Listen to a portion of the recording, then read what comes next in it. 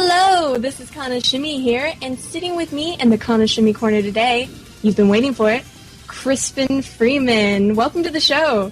Thank you. It's nice to be here. Do you have anything to say to our fans who are pretty much melting in fanboyism and fangirlism? Well, I wish I could see all this melting. It would be fantastic. But being on an audio chat, I don't get to see anything. But I'm sure everyone's having a great time out there listening to music. Awesome. Well, we know that you did Keon from Haruhi Suzumiya, and a lot of our fans from the site wanted to ask about that experience. Keon was fantastic. What was interesting is that it was a really sort of change of pace for me. It was back to the sort of characters that I played when I started as a voice actor in New York. When I started in New York, I played a little bit younger characters, and my first big part that I got was Zelgadis in the Slayers. And Zelgadis was sort of the Oscar the Grouch in the Slayers, sort of sarcastic and cynical about stuff. And Keon had a lot of that same attitude in him. And when I came to LA, I started getting cast as a lot of big, heavy characters like Alucard and other characters, dark, brooding characters like that. Lots of vampires. And they weren't really thinking of me for those younger characters as much. So Keon was sort of harkening back to my days playing Zelgadis and things like that from back when I was in New York. So it was a really nice change of pace for me. And he's a very, sort of uncaring, character. I mean, in relation to the fact that he's basically dealing with supernatural forces. Yeah, he's the kind of, I think what happened is that he's the kind of kid who was sort of the hopeful romantic as opposed to the hopeless romantic. He really wanted there to be all this cool stuff, and then it didn't show up. And so he got sort of jaded and cynical about it. And then that's exactly when it did show up, is after he became jaded and cynical. So, and that's sort of humorous. It's like, be careful what you wish for, because you just might get it when you weren't expecting it. And so he's fun that way. So there's sort of a reluctance in him because he'd sort of gotten over this, but he really likes all the time travelers and the espers and all the crazy stuff. He just can't believe it's happening now, rather than back when he thought it was going to happen. So, out of sheer curiosity, if you were in that sort of situation, would you be still, unemotionless? Yes. No, I don't. I mean, that's not really my character. I play Keon, and I play those kind of characters well for some reason, but I'm much more sort of eager and excitable about stuff. It's funny, I play a lot of dark, brooding characters, but for those who have met me, I am neither dark nor brooding. And actually, I think it's quite shocking to many people because I play a lot of sort of gothy characters, and I don't look very gothic. I look more sort of Jude Law-ish, a little more English patient. So it is funny how they don't always line up so much. I can become very passionate about stuff, but I'm not necessarily the dark and brooding type in my personal life. I just play them in anime. Ah, I see. And we're going to take a short break just to make sure everything's working A-OK. Ever wonder what's going on in the anime world? Check out 918 The Fan every weekday for the newest iStock. We'll fill you in on everything you need to know in 3 minutes or less. Only on 918thefan.com. And we're back! Crispin and I were talking about how he was relieved to play Keon, who wasn't as, gothic as Alucard. Yeah, I'm not sure it was exactly a relief so much. It was just a sort of a nice change of pace. I certainly don't mind playing the more gothy characters, the more tortured characters. I mean, I think I do them pretty well. But it was sort of a nice change of pace to say, hey, let's play Keon. Why not? Let's do it. There's sort of sometimes that grouch character I can really identify with, who just sort of crosses his arms and goes, I don't know about any of this. I think you people are crazy. He sort of doesn't suffer fools, and I can get behind that. Well, out of sheer curiosity, there's so many dynamic characters in that anime. Obviously, you didn't get to play off of them when you were in the booth, but did you ever get to see it all together and sort of judge how your character reacted to everybody else? Yeah, no, I do my best to watch a show after I've worked on it, because it's good to see how everything sort of fit together by the end. And I thought we all played off of each other pretty well, especially with something like Haruhi Suzumiya, because it depends so much on the characters themselves. It depends on you really sort of identifying and believing in them in a very natural sensibility.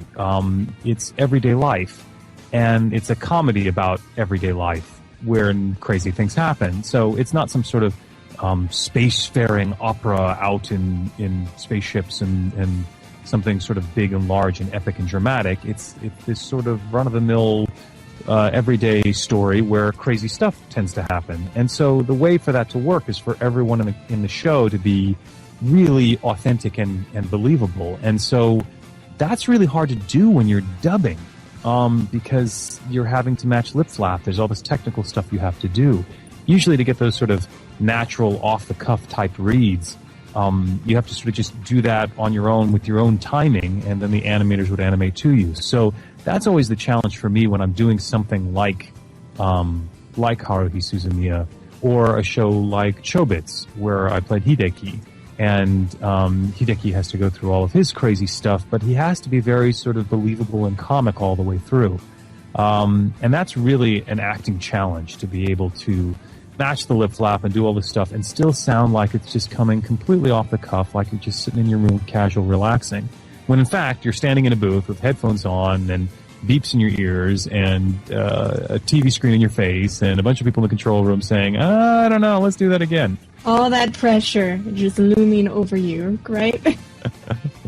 Well, luckily, especially with the anime crowd, a lot of us know each other so well, and we've been through the process so many times that it is more comfortable now. But initially, it was awkward when you were first starting to do it as an actor, trying to figure out how to do this, how to match all the technical requirements and still sound natural and relaxed and believable. It takes a while. I mean, it's sort of like watching someone who looks relaxed when they're juggling 5 balls at once. You know, it takes a while to get to that point where it just looks easy. Did it ever seem really daunting when you were starting out? Kind of, maybe I can't do this. Just that little bit of doubt? Well, I remember the first one that I did was on Slayers. It was not for Zelgadis. It was for a smaller role that I played first. It was a prince in the first season. And there was a thing where he was leaning on his staff and he was breathing hard. And you didn't see him at first, but the camera panned down. So you had to, I was supposed to be breathing, and then the voice, and then his face would come into the picture, and then he'd start talking. So you had to go through the breathing right into the talking, and you never quite knew when the mouth would open. And there was this little sound effect that's like before I was supposed to speak. And I think we did this line about 7 or 8 times before I could figure out the timing. And that little sound effect became like a nightmare for me. Every time I heard that sound effect, I was like a Pavlovian dog. I just sort of winced, like, oh God, I'm going to mess it up again. Oh. And so even now when I hear that sound effect, I'm like, oh God, no, not that line. So that first one was a little tough the first time around. And it wasn't an easy one. It wasn't just like beep, beep, beep, okay, speak. It was like beep, beep, beep, breathe heavy for like 7 or 8 times. Make sure you're inhaling when the character's inhaling and not exhaling. Oh, and now say a line and be believable. Oh, great. Okay, thanks. And then don't pass out on the floor. Exactly. So that was sort of my baptism by fire for anime dubbing. But then after that, I started to figure it out and go, oh, okay, I see how this works. It helped that I had a lot of singing training and a lot of musical training, so I was used to doing different timings and whatnot. And I've got a pretty good internal metronome, so I was able to figure that out. I know that's what Billy Bob Thornton said when he was dubbing Princess Mononoke. He had never really done much dubbing work before, but he was a drummer and he was a musician, and after a while he was like, oh, I get it, it's like music, and then he figured it out. Very nice. On the relation to music, out of sheer curiosity, are you aware of the Haruhi dance that they play at the end? Yes, I am. I am aware of the dance, and there was a threat at some point that they wanted us to do it at Anime Expo one year. And I was trying to learn it to see if I could do it, but then it turned out that the schedule was not going to work out with other commitments that I had, so I couldn't stay for the concert. So I never actually sat down and learned the whole dance, but it's very funny to watch. Yeah, I was just curious. I was actually going to ask if you had ever learned it, just because so many anime fans know it, and I'm sure you've seen it 1,010 times at conventions. You know, I think they do it fantastically. I certainly don't feel like I have much to add. So there's a lot better people at dancing that than I am. So hopefully you won't be asked at your next convention. Well, you could ask, but I can't do it. So you're not going to be able to see much. We'll try. Yeah, exactly. But did you notice with Haruhi specifically, with that series, a vast amount of popularity that had carried over from the Japanese era? I think that's the interesting thing about anime in the United States is that initially, for decades and decades, anime as it was brought over, whether it was Astro Boy or Speed Racer or Voltron or Robotech, it was always very much Americanized. They always tried to localize it for the American audience, change the names, and make it not seem Japanese. And that really changed in the 90s after Pokemon. After Pokemon, they started to shift how they felt about it. The producers started to actually believe that the fans wanted it as Japanese as possible. And part of that sort of wanting it unedited and unadulterated as Japanese as possible, part of that is also the culture. The American anime fans started to adopt the culture, the fan culture of Japan. So they started following their favorite voice actors, and they started keeping track of that sort of thing in a way that American animation fans, I'm not sure, ever did. I know that lots of people know who Mel Blanc is, who played all the Looney Tunes characters, but I'm not sure that people who are watching, say, Transformers were necessarily keeping track of the voice actors that much. I mean, we all know, or most of us know, Peter Cullen as Optimus Prime and Frank Welker as Megatron. But not to the extent that it is now. A buddy of mine, Bob Bergen, plays Porky Pig for Warner Brothers, and he's wanted to play Porky Pig ever since he was a kid, and now he does. And Very he nice. which is great. And Bob's a great voice actor. He's been working in the industry for years now, and he says that I have more fans than he does, which is funny. But I think it has to do with the fact that most fans of animation in America don't necessarily follow the voice actors the same way that the Japanese fans follow seiyuu in Japan. Sometimes they're a little bit more crazy. Yeah, so I think the American fans sort of took a page out of the otaku fan book in Japan, and they sort of follow their favorite voice actors in anime with the same passion and fervor that the Japanese fans will follow their seiyuu in Japan. I think also the fact that anime appeals to an older demographic helps, because an 8-year-old kid who's watching Bugs Bunny probably isn't thinking, oh, I wonder who the voice actor is. But a 14-year-old girl who's watching her favorite Bishonen in some show, she might want to know who the voice actor is behind her favorite character. So I think there's certainly an age difference there that lends itself to the fact that anime fans tend to follow their voice actors more often than domestic animation people follow voice actors.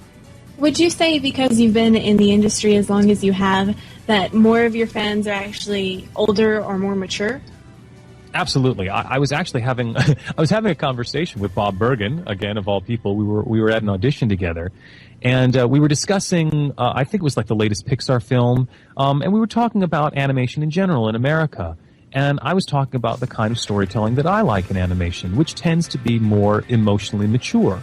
And a lot of American animation tends to be more associated for children. And there was a woman there who said, well, what do you think about, what about ask my daughter, here's my 8-year-old daughter, ask her what she thinks of your animation ideas. And I sort of looked at her and I go, you don't quite understand, do you? American animation is basically for 12 and younger. That's what the guys at Nickelodeon have told me. They said, our demographic at Nickelodeon is 12 and younger. Well, my demographic as a voice actor and in terms of the animation that I like to watch is 12 and older. 12 to say 50 is sort of my demographic. And that's a demographic that America doesn't always know what to do with in terms of animation.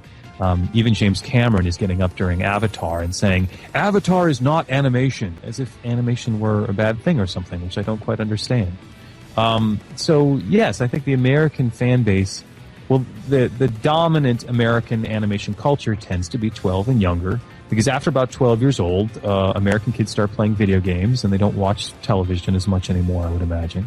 But the dominant anime demographic tends to be 12 and older. Yeah, I can see how that is.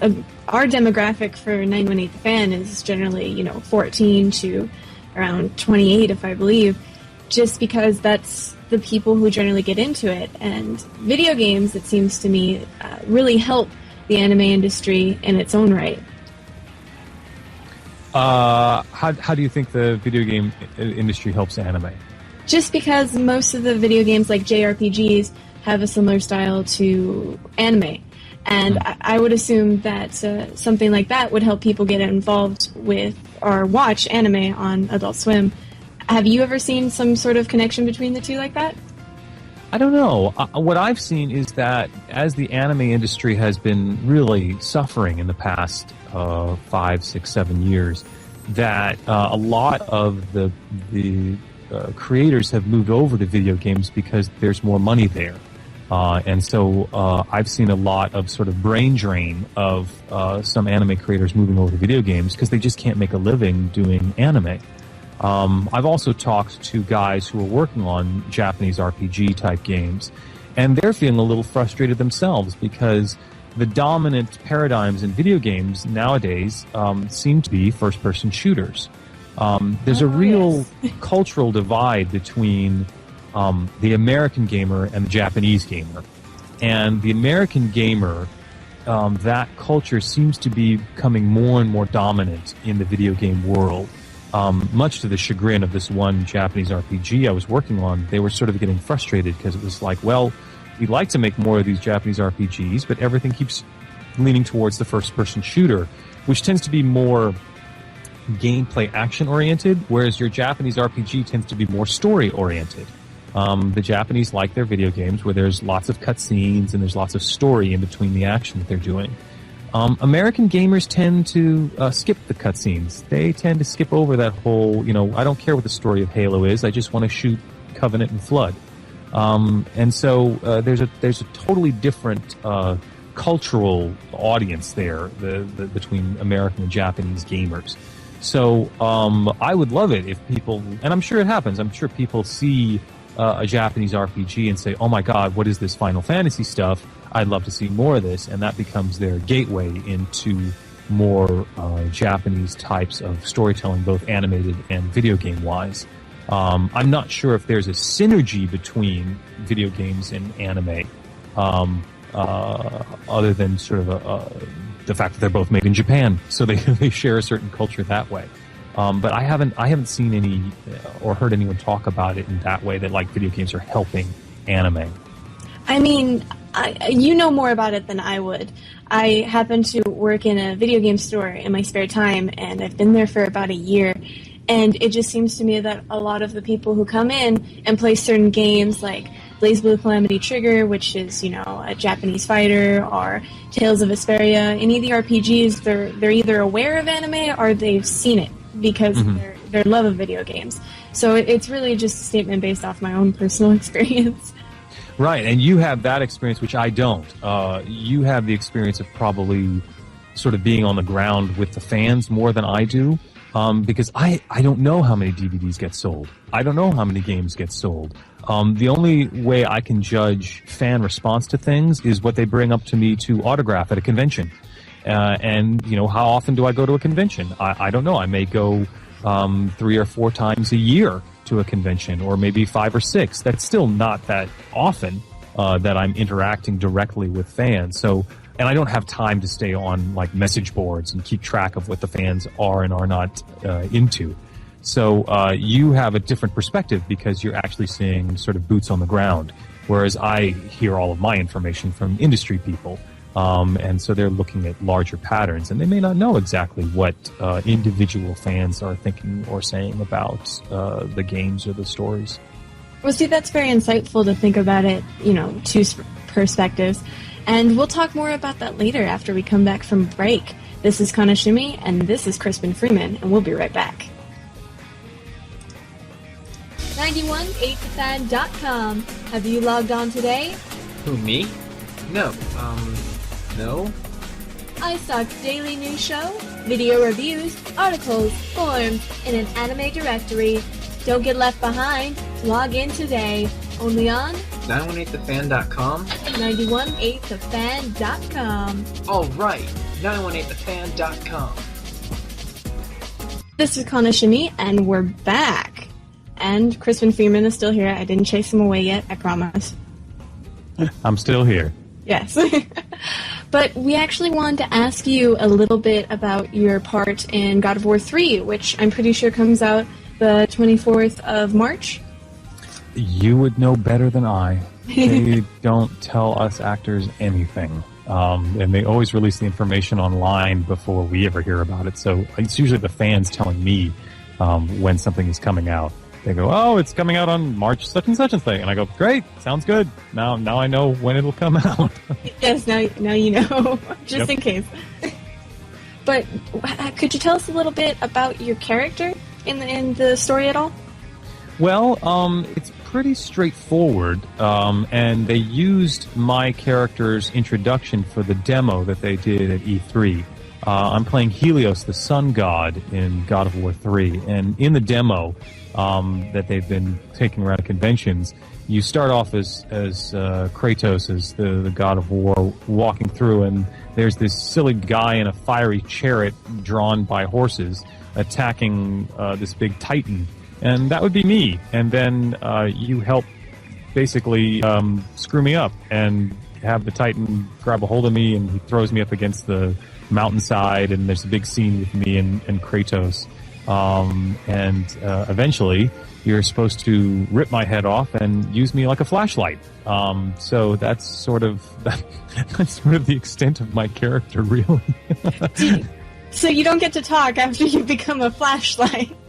No, I think after I become a sort of just a disembodied head as a flashlight, I do a lot of screaming, but not a lot of talking that I know of. I mean, I don't know. Maybe they did something else, but the way God of War sort of works, when you meet a character in God of War, unless it's going to be the big bad boss at the end of the thing, those characters don't last very long. They sort of die pretty quickly. Either Kratos kills them or something else kills them.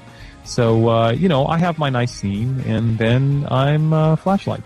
We're sorry to hear that you become a disembodied flashlight. That's all right. There are worse things that could happen. So, I try to help as much as I can with the rest of the game by screaming and lighting up the passageways for you. Was the screaming taxing at all, throughout the whole session in the booth? Absolutely. The screaming is always taxing. Luckily, with something like God of War, the screaming sort of happens at the end. And so we'll take a couple of passes at it at the very end of the recording session, and then I can go home and rest. It's not as taxing as, say, a World War II video game where you're screaming, grenade, sort of the whole game through. That can be really exhausting because it's not just one event, it's sort of ongoing battle and craziness. And actually, I think the hardest one of my voice was a video game by the name of Lair, which is fighting on Dragonback. I didn't know you were in that. Yeah, I'm in Lair. I play Koba Kai, I believe his name is. He's the son of the Savages, and he takes over after his father is assassinated, and teams up with the main character to fight against the city. And the challenge with that game was that we're all on Dragonback, flying through the air, screaming at each other. So every line, you were screaming over the wind on your dragon. I can't speak after doing that. After 4 hours of going just full out like that, you were pretty thrashed. It was not easy. You've probably never had an anime where you had to scream constantly like that, have you? No, but I did get myself in trouble on one anime, on an anime called Photon, back when I was voice acting in New York. I played a character, the Galactic Emperor, and he had one of those crazy voices like this. And they said that he'd only be there for 15 minutes. And I thought, well, for 15 minutes I can do some sort of crazy, creepy voice. 2 hours later, when I couldn't speak, I sort of learned my lesson. And the lesson was, don't ever do a voice that you can't sustain for at least 2 hours, hopefully 4. So I learned my lesson on that one. But then I learned how to do that voice without hurting myself, and I actually used a similar voice on a Lord of the Rings game. On Battle for Middle-earth 2, there was a goblin commander who helps you organize the forces of Mordor if you're playing the forces of Mordor. And so he leads you through the game of Middle-earth like this. And the guys at EA who were making the game, when they called me in for the part, they're like, okay, we heard your audition. Can you really sustain that? And I said, yes, I can sustain it for 2 hours, and then you have to let me go home and rest. And then I can come back in 24 hours and do it again. But, let's get it on either the first or second take. And they said, sure, sounds good. And so, we rattled it off, and they're like, okay, good, go home, you're done. I was like, thank you. Oh, that sounds terrible almost. I would think that would hurt your voice so bad that you wouldn't want to speak for literally 24 hours. Well, luckily, I try not to actually damage my voice. It's sort of like an athlete can work their muscles to the point where they're tired and they're exhausted and they can't pick them up, but they haven't actually torn a ligament or, pulled something. And that's what I try to always make sure I do. It's like, yes, this stuff can be taxing on the voice, and it can be exhausting because there are muscles in your throat and they get tired. But I make sure not to bang my cords together, which is what can cause permanent damage. So I try to be really good about taking care of my voice even when I'm doing something stressful, so that I know how long I can go before my muscles give out. And then when they give out, I'm done and I need to go rest so that they can recuperate. And I don't push past that point where I'm going to really hurt myself permanently. Now, out of curiosity, you might not be able to answer because I might have to pay you first, but in your classes, do you talk about, how not to damage your vocal cords and whatnot? Yes, if that's what comes up. Usually what we're focusing on in my voice acting workshops is how to be believable while playing these characters, and also how to find the characters that best suit you, so that you can be competitive and you can actually book a part and get paid to voice act. So usually it also depends on the kind of character that you're playing. With some of my more advanced students, we may get into more of the technical stuff about how to handle things like that, how to handle your voice. But a lot of it comes with practice. I started in the theater, and you learn pretty quick when you have to project to an entire house in the theater how to use your voice without hurting it, because if you use it and you hurt it, you can't talk. And so you have to go home and go, maybe I should do this differently.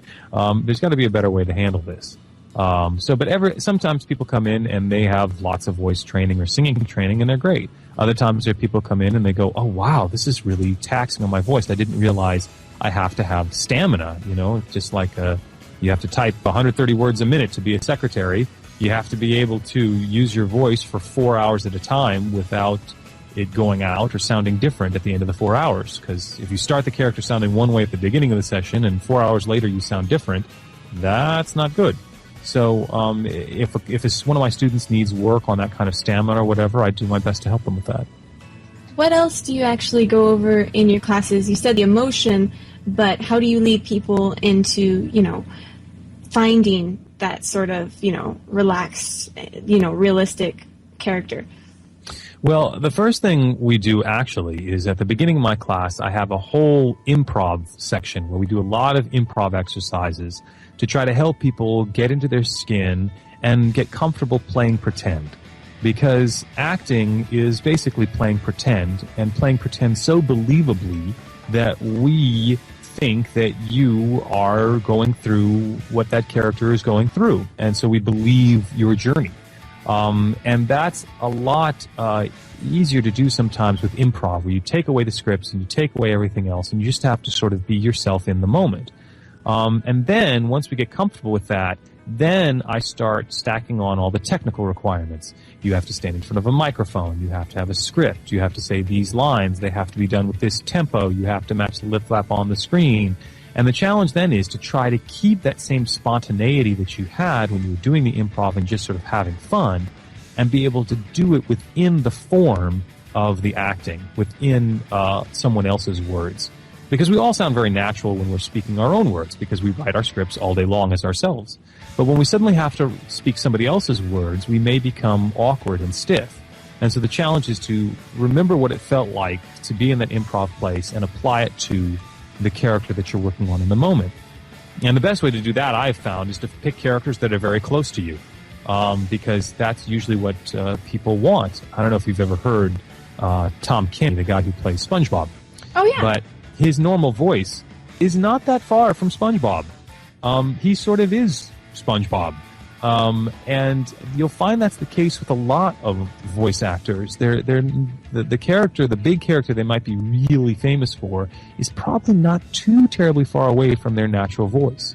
So it's always good to start where you're really good at something, what character you can play believably and competitively in the marketplace. And then you expand from there. Then you start to work on other character type voices. Because the idea is get cast as the voice that you can play really well, and then they'll ask you, oh, well, you did that part really great. Could you do this pirate character we have? And you go, yes, I can. And then they go, oh my God, you have range. And that's sort of what I found is the way to really sort of get started and get your foot in the door with voice acting. So my sort of beginning class, I outline all the basics of what's going on. We do the improv, and we get everybody up on the mic, and we have them trying to choose the different characters that they may be good at, and you go through the process of actually matching lip flap and everything else, and you watch everyone else going through it too, which is incredibly helpful to watch other people, because you'll see someone else do something, and you go, oh, clearly they need to do A, B, and C. And suddenly you get up and on the mic and you're having problems yourself, and you realize, oh, right, I need to do A, B, and C, exactly like the person before me needed to do. And so that's very helpful. And then the intermediate class is usually more mic time. It's my more advanced students. And I've actually expanded into, I have a new class now called a character archetype class, which was a lot of my students were saying, I don't know what kind of character I can believably play, because it's hard. I mean, if you were to look at pictures of me, you wouldn't think that I could play deep, dark, scary vampires, but I do. No. Yeah. Usually, you have such a bright composition that it's more like, really? Yeah. No, it's very surprising. I don't always sound the way I look, and so other people are the same way. They may say, "Well, I think I'm this kind of voice," and then when we get you up on the microphone, I go, "Actually, you could do that, but you'd be much better at this type of voice." And the student usually goes, really? And everyone else in the class goes, yes, you would. You sound great as that. So that's sort of what the character archetype class is all about, is to find out what is your strong suit, because you want to lead with your strong suit when you're going into an audition. You want to lead with your strong suit when you're approaching an agent or a casting director. And then once you've got booked doing your strong suit, then you can expand and do all the other crazy stuff. Someone once told Nancy Cartwright, who plays Bart Simpson on The Simpsons, she could do this little boy voice. And they said, Nancy, you're never going to get anywhere if you can only play one little boy voice. I think they're wrong now. You can if that one little boy voice happens to be Bart Simpson.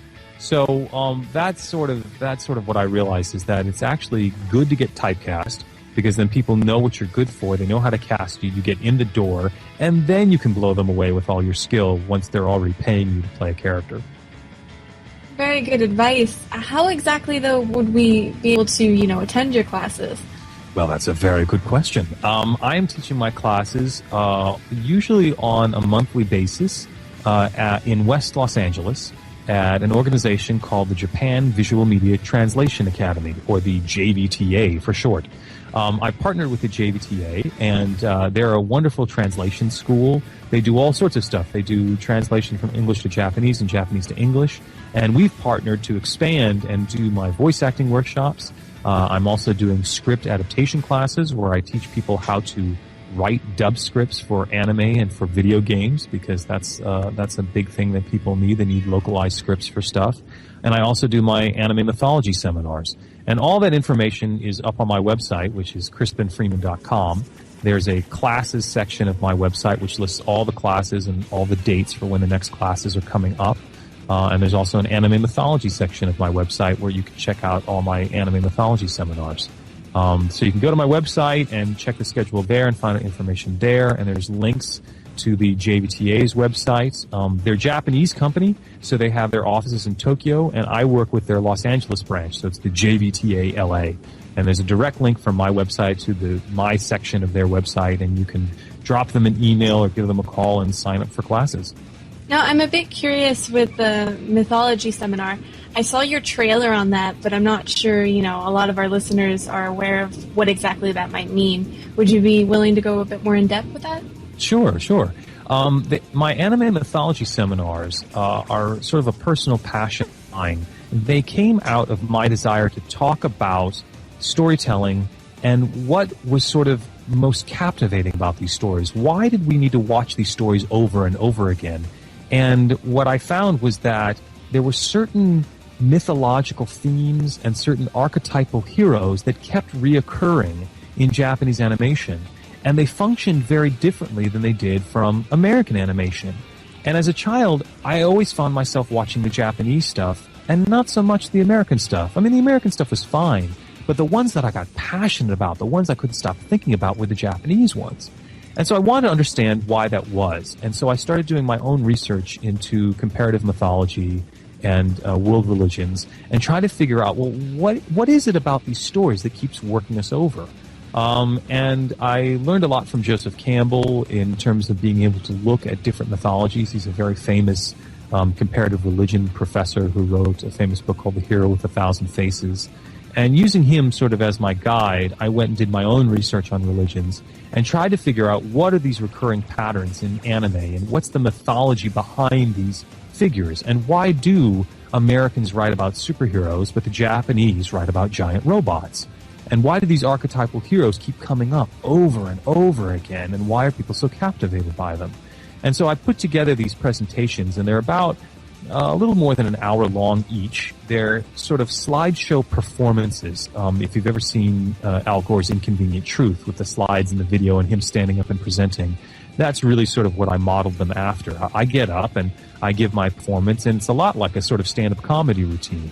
And I talk about all the different tropes and all the different hero journeys and all the different meanings behind the mythology. And that's really what I want to get at. I want to sort of make what is invisible visible. I want to raise the hood and show you how the engine works, because then you can understand why this stuff captivates you so much, and it allows you to bring it from your subconscious to the conscious level.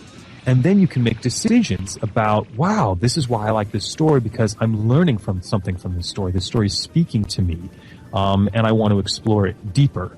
So that's what I've started doing. I've been doing them now for the last 3 or 4 years. I have 4 different presentations that I do, and they're all listed on my website in the anime mythology section.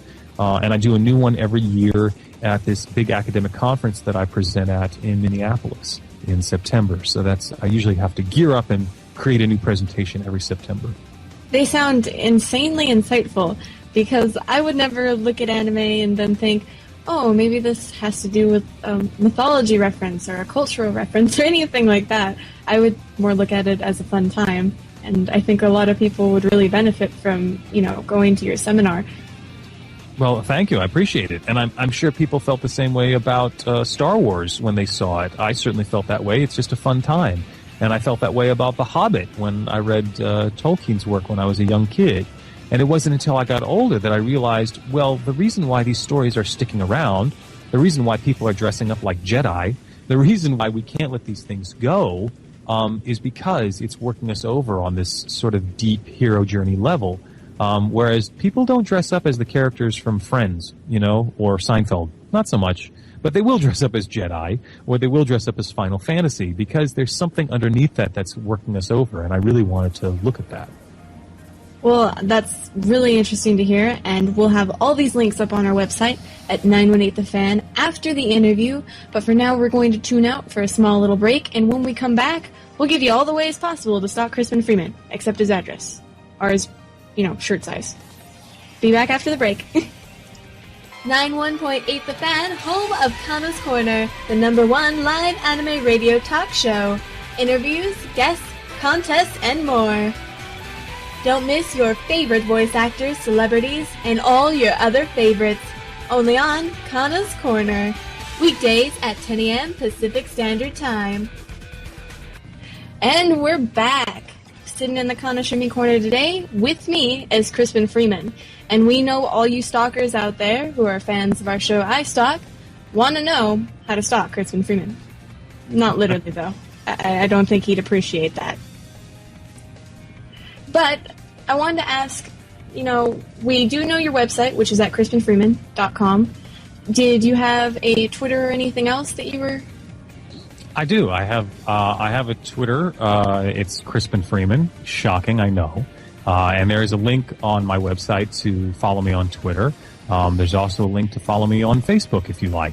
The only thing I would say is that because I have so many people following me and whatnot, I usually am unable to respond on Twitter and Facebook. So I do my best to update people with things that I think are interesting. I like to share links or information or stuff that I think is really cool, and I like to let you guys know maybe what I'm up to or what's going on. But I usually don't have time to respond back on Twitter and Facebook. So please don't take it personally or be insulted. I'm just so busy with all my stuff that I'm willing to share with you guys what I'm up to, but I don't have time to respond. The one place I do try to respond to people is on my Yahoo fan site. It's a Yahoo group that was established many, many years ago, and there's also a link to that on my website. It's just the Crispin Freeman fan site on Yahoo, and that's a nice community of people, and people ask me questions there, and I do my best to answer questions that I get asked there. Sometimes it takes me a little while to get back to people, but that's the one place where I do try to talk back, because then when I talk back, I can hit sort of thousands of people at once rather than trying to answer individual emails, which are just sort of overwhelming. I'd never get anything done if I had to answer every email I got. So the fan site is usually the best place if you want to ask me a direct question that you can't find on my website or in the FAQ section of my website. And I also have what I call my Myth Cafe, which is another Yahoo group that focuses on my mythology stuff. And that one tends to be a little more philosophical, a little more scholastic, but also fun. So those are the two areas where I try to interact with people. Out of sheer curiosity, do you have any conventions planned for 2010 that can stalk you in real life for at least a weekend? Yes, I believe I do. I've got a convention in March, on March 27th in Tucson, Arizona. Konnichiwa, ha ha ha. That is the name of the convention in Tucson, and I think there may be some other ones coming up. I'm not sure yet. I don't like to announce anything until everything's sort of set, but once something is announced, I always put it up on my website, so that's usually the best way to find out. I have a whole list on the news section of my website about my upcoming convention appearances. So the Tucson one, I'm sure I will be back in September to Minneapolis for the academic conference there. That is called Schoolgirls and Mobile Suits, which is a fun conference, which I highly recommend. It's a very interesting name. Yeah, isn't it? It's great. Schoolgirls and Mobile Suits. And actually, it'll be their 10th anniversary, I believe. Oh, wow. So that'll be exciting. And it'll be my 5th presentation there. So I will have been there for half the existence of Schoolgirls and Mobile Suits, which will be exciting. Yeah, those are the only two that I know for sure right now, but I'm sure that other stuff will come up as time goes on. Well, hopefully we can catch it, and maybe the 918 The Fan might stalk you there, too. All right, that sounds good. But 918 The Fan tradition, we try and get all of our people that we interview on the station to do a bump for us. Okay. And we were wondering if you could say, hey, this is Crispin Freeman, voice of your choice, and you're tuned in to 918 The Fan. Sure.